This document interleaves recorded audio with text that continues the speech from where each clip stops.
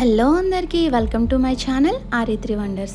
ఈరోజు మనం నవరాత్రుల్లో అమ్మవారికి సమర్పించే నైవేద్యాల్లో ఒకటైన పులిహోరని ఈజీగా టేస్టీగా ఎలా చేసుకోవాలో చూసేద్దాం. ముందుగా రైస్ తీసుకొని శుభ్రంగా కడిగి పెట్టుకొని అందులో వాటర్ పోసి ఉడికించుకోవాలి. నేను వార్పు అన్నం వండుతానండి. మీరు అదే కుక్కర్లో వండితే ఒక గ్లాస్కి 2 గ్లాసులు వాటర్ వేసుకొని 2 విజిల్స్ వచ్చేదాకా ఉడికించుకుంటే సరిపోతుంది. అందులోనే 1 స్పూన్ పసుపు, ఇంకా 1 స్పూన్ ఆయిల్ వేసుకొని ఉడికించుకోండి. ఇలా ఆయిల్ వేయడం వల్ల ఏమవుతుందంటే అన్నం పొడి పొడిలాడుతూ వస్తుంది. మనం ఒక 50 గ్రామ్స్ చింతపండు తీసుకొని శుభ్రంగా కడిగి వాటర్ పోసి నానబెట్టుకోవాలి. హాట్ వాటర్ వేస్తే త్వరగా నానిపోతుంది. ఇలా నానిన చింతపండు నుంచి ఇలా చిక్కటి గుజ్జును తీసుకోవాలి. ఈ చింతపండు రసంలో పచ్చిమిర్చి చీలికలు వేసి ఉడికించుకోవాలి.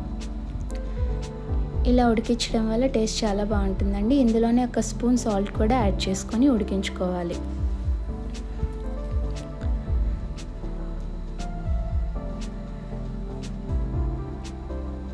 ఈ మిశ్రమాన్ని స్టవ్ మీద పెట్టి చూడండి, ఇలా థిక్గా అయ్యేంత వరకు ఉడికించుకోండి.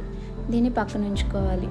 మనం ముందుగా ఉడికించుకున్న రైస్లో కరివేపాకు, కొద్దిగా ఆయిల్ వేసి మిక్స్ చేసుకోవాలి. సాల్ట్ కూడా యాడ్ చేసుకోండి. మనం ఆల్రెడీ చింతపండులో సాల్ట్ వేసాం కదా, చూసి యాడ్ చేసుకోండి. ఇలా ఆయిల్ వేసి కలపడం వల్ల అన్నం అతుక్కోకుండా వస్తుంది. ఇందులోనే కొద్దిగా అల్లం తురుము కూడా వేసి కలుపుకోండి. ముందుగా ఉడికించి పెట్టుకున్న చింతపండు గుజ్జురు కూడా వేసి మొత్తం అంతా పట్టేలాగా కలుపుకోండి. ఇలా మిక్స్ చేసుకున్న రైస్లో పోపు వేసుకోవాలి. స్టవ్ మీద ప్యాన్ పెట్టుకొని అందులో ఆయిల్ వేసుకోండి. పులిహోరకి కొంచెం ఆయిల్ ఎక్కువగానే పడుతుంది. ఇందులో పల్లీలు, శనగపప్పు, మినప్పప్పు, ఆవాలు వేసి ఈ పప్పులన్నీ మీడియం ఫ్లేమ్ మీద మంచిగా వేయించుకోండి. ఇందులోనే ఎండుమిర్చి, అల్లం తరుగు,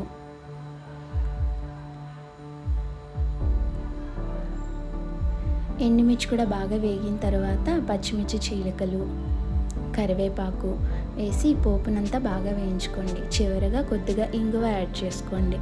ఇలా వేగిన పోపుని మనం ముందుగా మిక్స్ చేసుకున్న రైస్లో వేసుకోవాలి. ఇలా మొత్తం మంచిగా కలుపుకోవాలి.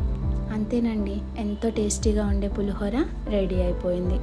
ఈ పులిహోర చాలా టేస్టీగా ఉంటుందండి.